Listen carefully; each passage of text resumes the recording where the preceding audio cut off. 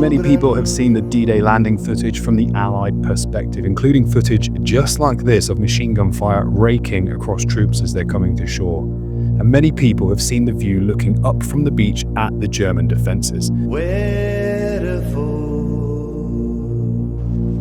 But in this video, I'm going to show you the trenches that the Germans use, the bunkers that they were firing from, and I will try to show you exactly what they saw on that fateful morning. You will literally be looking through their eyes.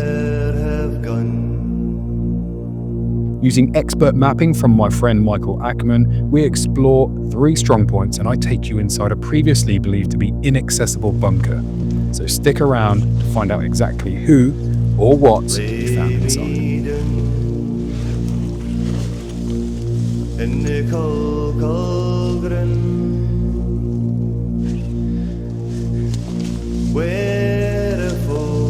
Hello. Many men have gone. Rapid steel rain, just fire systemated out. Omaha Beach is a 5-mile-long crescent beach separated by Allied planners into landing beach sectors. It also had 5 natural beach exits, but unsurprisingly, the German strongpoints protected these exits. Now, I'm going to take you to strongpoint 60 in the east, 62 in the center near Easy Red and Fox Green sectors, and I'm going to take you to Widerstandsnest 71 overlooking Dog Green sector. Now, this is Widerstandsnest 71, a D1 Wehrmacht draw, and we'll start to the east of the position. I wanted to show you this view first so you could see the elevation of Widerstandsnest 71 above Omaha Beach. Now, many people are also surprised at the buildings that are lined along the beachfront, some of which are actually contemporary to 1944, and they're also fortified by the Germans. Another factor I want to talk about is the crescent-shaped bay at Omaha Beach, which allowed for flanking fire from the heights across the beach, enfilading fire. Now here I'm actually traversing the trench positions which existed along the bluffs, and here you can just picture the Germans looking down from this vantage point. Not only did the soldiers have to cross this open beach, they also had to make their way up these heights, and just look how steep these defences are. This is probably the type of defence that most people envisage when they think about Omaha Beach, remembering back to those opening scenes from Saving Private Ryan, which became so iconic. So let's get into the position itself. First, we're going to check out a Tobruk, which houses an MG-34.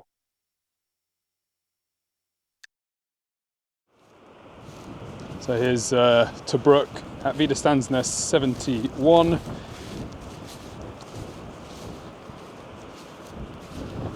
You've seen loads of these before on my channel, but it's always worth checking them out. And there's the recess. Right on top of the cliff.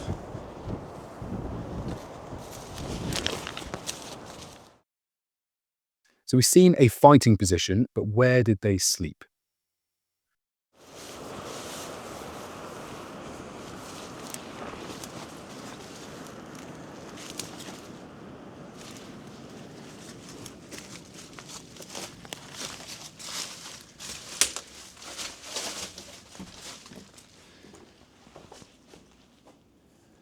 This is a Feldmasse used as a shelter.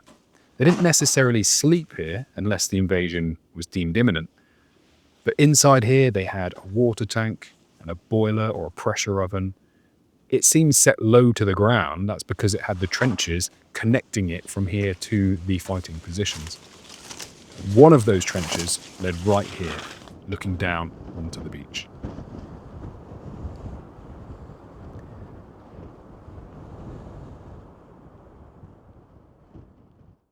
So next we're going to look at something really quite special. This is a double embrasure machine gun position, which covered the approach on the D1 Wehrmacht draw. So still at Widerstandsnest 71, that double machine gun embrasure is down here. And we'll try and make our way down.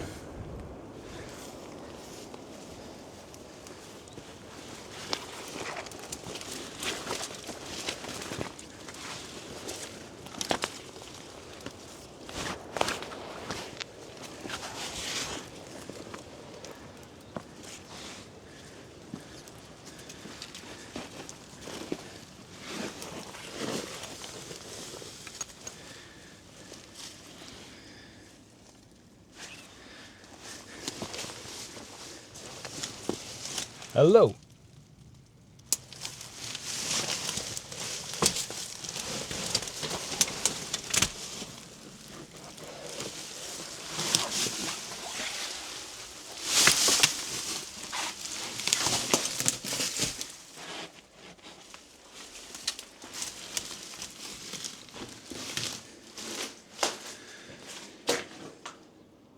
Someone's bed.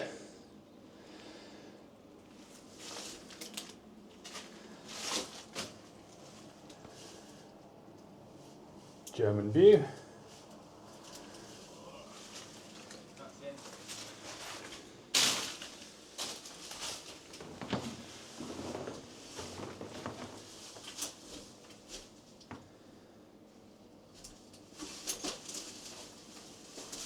Not the easiest place to get into, but someone has left a bed here, which has probably been there a while.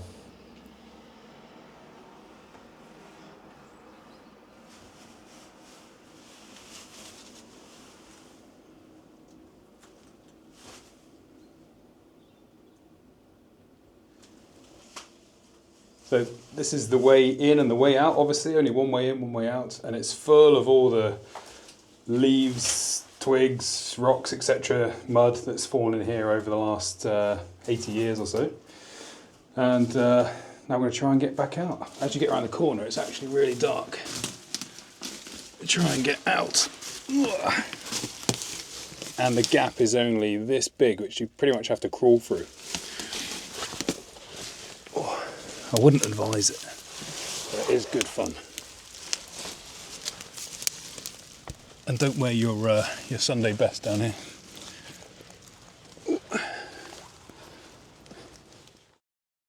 I want to show you exactly how inaccessible this position is. We're down here on the D1 draw now. The beach is just down there. But this is where the position is located. It's an old quarry. And these pictures are fantastic to show you what it looked like on D-Day, but also how it looks now because they actually excavated lots of stone away from this position.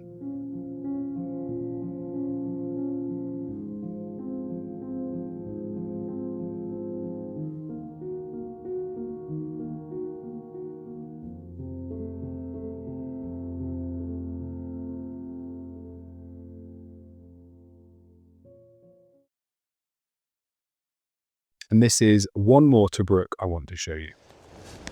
Still on top of Widerstandsnest 71, and there's another Tobruk covering the rear of the position as well.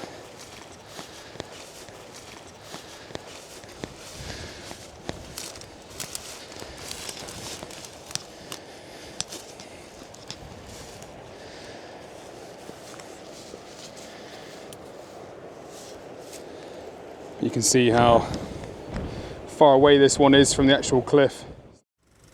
I'm very pleased to announce that I'm working with a brilliant company on this video. Praesidus is a watch brand that doesn't just take inspiration from military history, they build it into every piece. They've created watches using C-47 aircraft aluminium, sand from Utah Beach, and they're all about preserving stories through craftsmanship. Praesidus submerged the cases of their next watch model on Utah Beach, one of the original D-Day landing beaches. The watches are literally resting in salt water and sand, aging in the same environment that met American troops on June 6, 1944. The cases will be recovered on June 6, 2025, 81 years later, and you can own one of these watches. They're not polished for perfection, they are shaped by history. And here are some excellent examples of what those watches will look like. If this project speaks to you, then go and sign up now. Quantities will be limited and these watches won't be made the same way again. Just look at these examples, I think they're a fantastically fitting tribute. The recovery happens on June the 6th. Head to the link in the description below to be part of this drop before it disappears. So let's go to Widerstandsnest 62, a defensive strongpoint perfectly sited on this prominent outcrop and able to fire on a large portion of the beach. It was sited to fire onto Easy Red Sector and the E3 exit.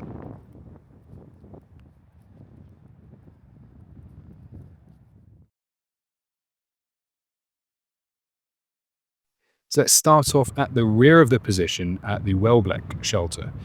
German soldiers needed shelter close to their fighting positions, and so this is where they stayed.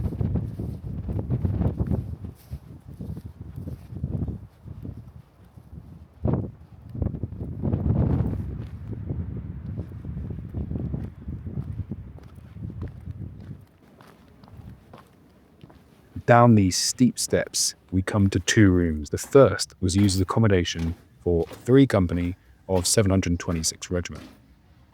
Living in this bunker up to D-Day was Soldat Drews, Lehrmann, Plotter, Selbach, Corporal Kreefworth, who was 35 years old, and Franz Gockel, who was 18 years old. Now, Franz Gockel, seen here, used a Polish MG08 water-cooled machine gun on D-Day. It's strange to think we know who lived in this bunker and that an 18-year-old in Franz Gockel was responsible for the death of so many young men who landed on the beaches barely 400 meters away.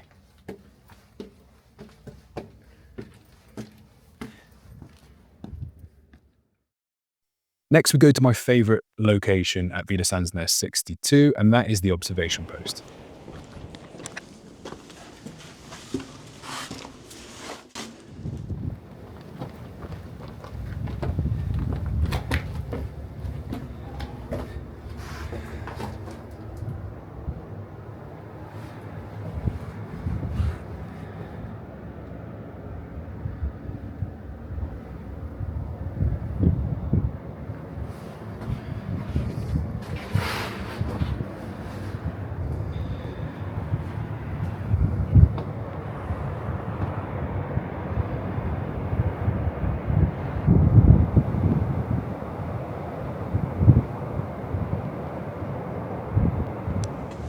So this is one of the observation positions used to call in indirect fire onto the beach that day.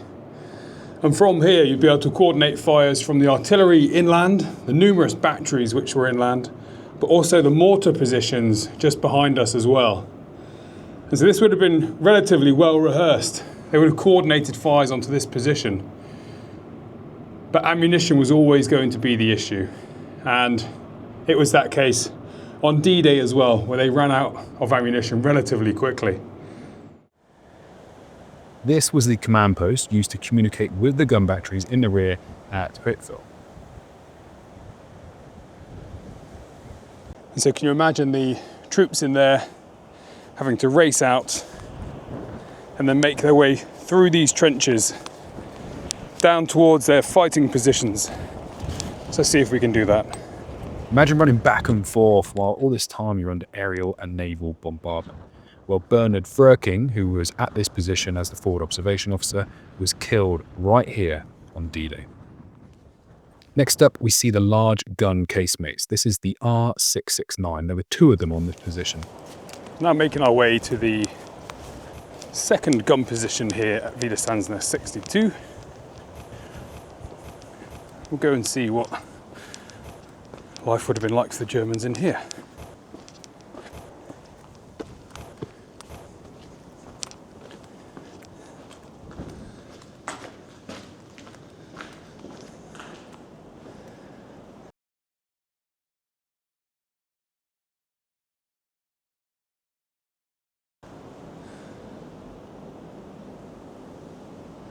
Again, lots of damage on the inside of there. It's from tanks firing inside from down onto the beach.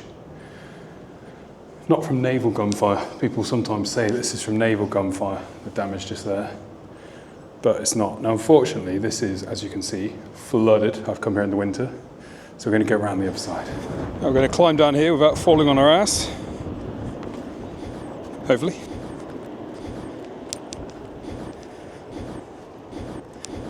You get this amazing view of the embrasure here.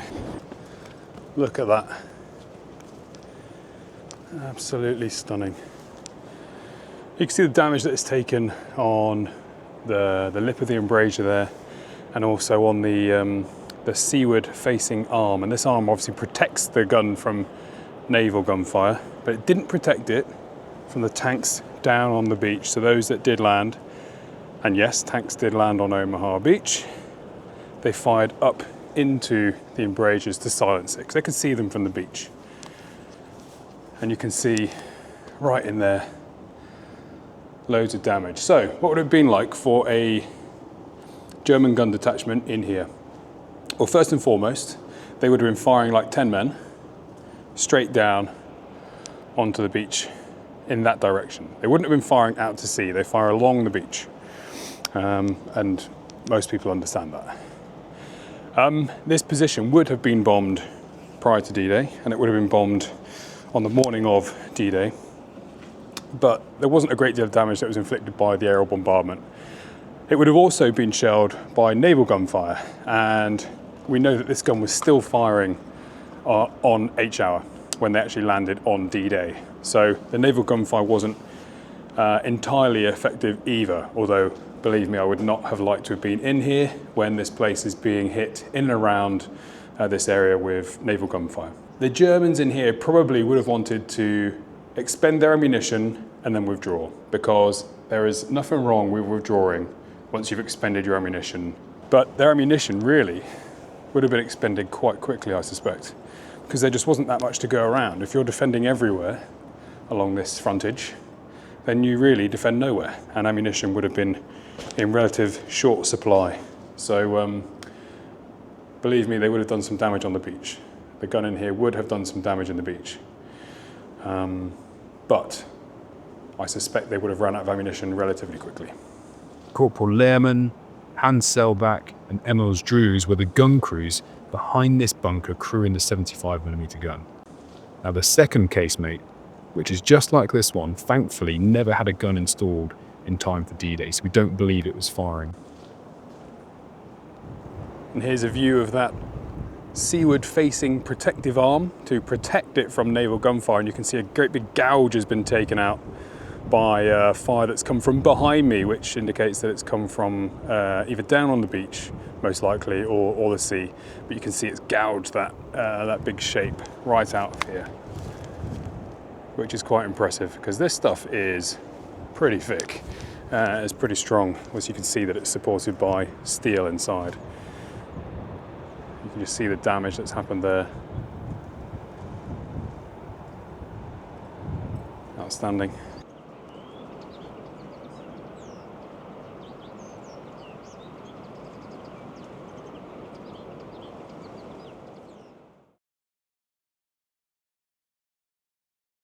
We will finish our tour at Widerstandsnest 60 on the far eastern side of Omaha Beach. The unique thing about Widerstandsnest 60 is the well-preserved trenches that you can still walk in today, and the well-defended fighting positions on top of this outcrop.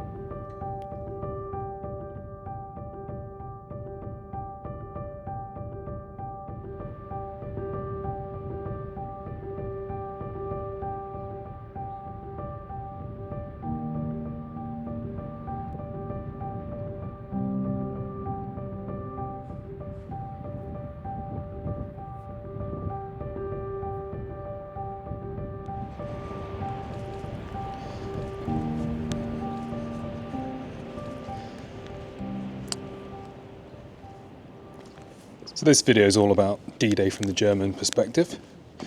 So let's go and see where the Germans stayed, what they were doing. So this is obviously a Tobruk, and this one has a pintle mount here, either for a mortar, very likely. It could be for a machine gun. And you can see where it would have been mounted on top there.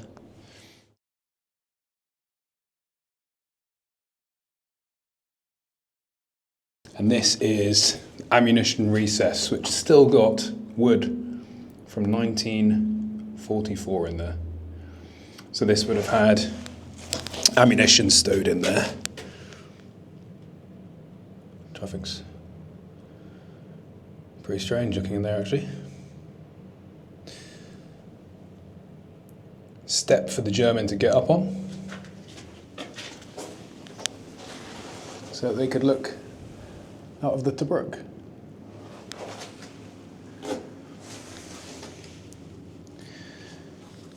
Now, we're at Widerstandsnest 60, as I've already said, and this position was bombarded on D-Day.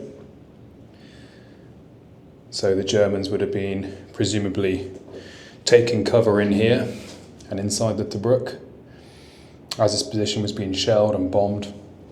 But the thing I love about coming into here is the wood pattern that you can see there. Hopefully that's come out quite clear. Well, that shows that the shuttering that they used to pour concrete in here and build these structures has left the imprint against the concrete.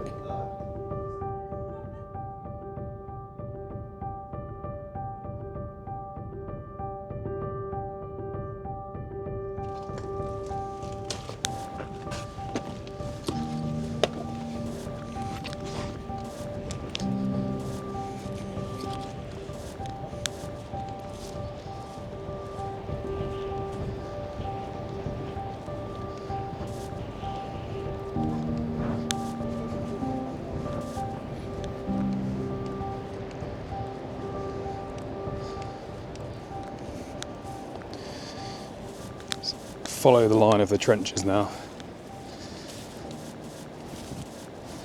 And nothing really gives you a feel for the perspective from the Germans than the trenches that they would have dug by hand to provide themselves with protection. Now the good thing about coming in the end of the winter, start of the spring, is that the grass isn't quite long enough to cover up these trenches. I've been back here in the summer, and the grass is just too long. So let's have a look at another area that the Germans occupied.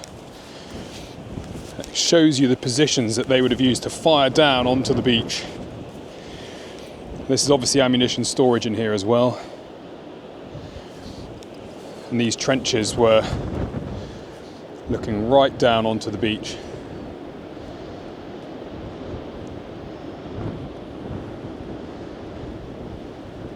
This is the view Germans would have had from Widerstandsnest 60 down onto the Americans as they landed on that beach.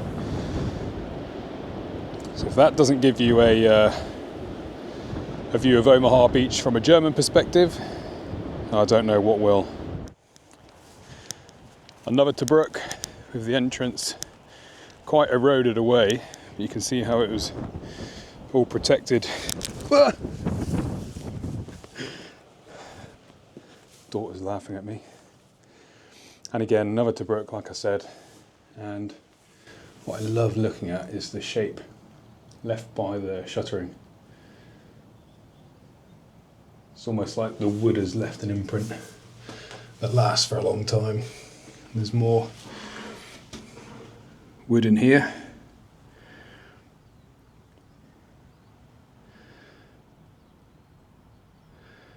Looks like that's been burnt away.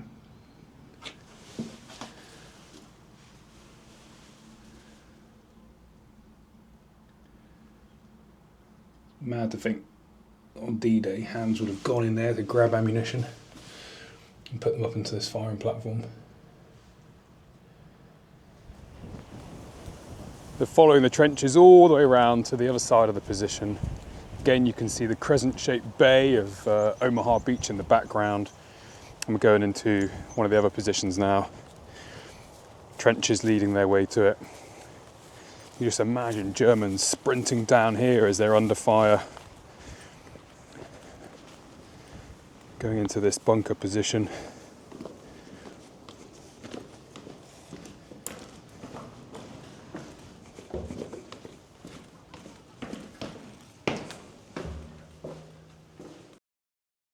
Now, this large room was not believed to be accommodation due to the lack of wall hangings that you can see for beds on the walls. Instead, it's believed that it was either for ammunition storage or for supplies.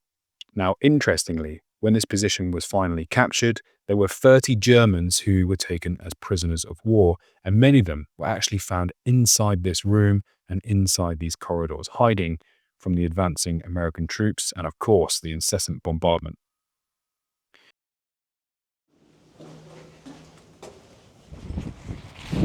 We're now going to head off the top of this position and onto the forward slopes which face the F1 draw and the Fox Green and Fox Red sectors. And this is where the 116th Infantry Regiment of the 29th Infantry Division landed. And this was during the initial assault waves.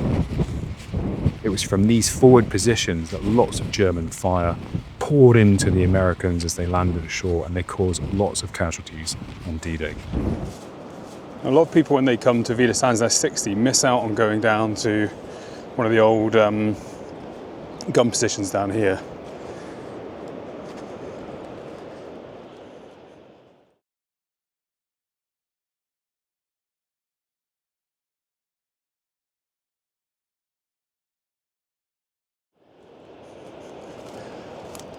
As the sun comes out and the wind is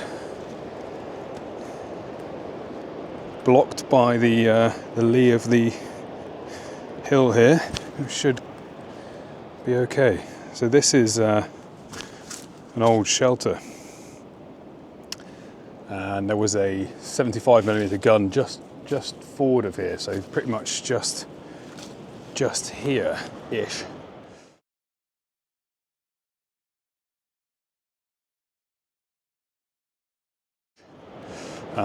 None of this vegetation was here on D-Day. It was really bare, and that enabled obviously for clear fields of view, fields of fire for the Germans down onto the beach and across the beach. Now, this 75mm gun was knocked out on D-Day, very likely by naval bombardment from the destroyers, but also it could have been by tanks which landed on Fox Green sector, and they were directed by Lieutenant Monteith.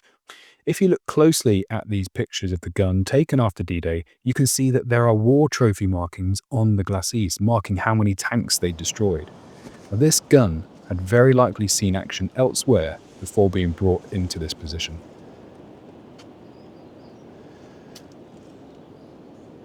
I've seen lots of maps where it shows a tunnel. I'm not sure how far exactly it went, but it wasn't particularly far.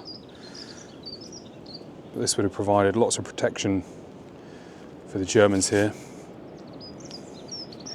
as they come out and crew the artillery piece that was, like I said, around about here, and fire down onto that section of the beach. They've actually cleared away all of this growth here, which gives a bit more of a true representation of what it actually was like on D-Day, and it allows visitors to see down onto the beach, where before the bushes were really quite high and the trees were quite high. It was obscuring the view, and now they've cleared all this away, which is awesome.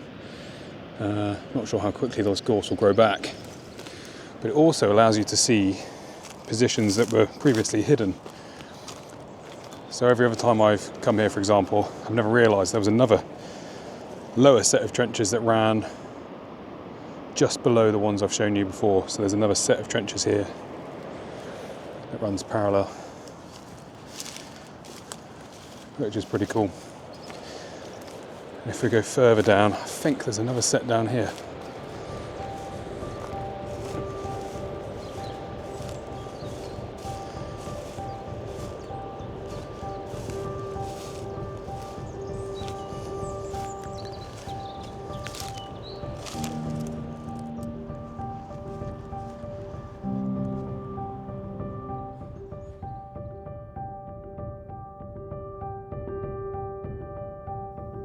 If you've made it this far, thank you very much. I love to ramble, but I really do love visiting these locations and bringing them to you, especially when I get emails from people who say they can't travel for various reasons. I hope you did enjoy the video. If you did, why not leave me a comment, as it helps to tell YouTube that it's a video that's worth sharing. Also, don't forget to hit like and subscribe. Until next time.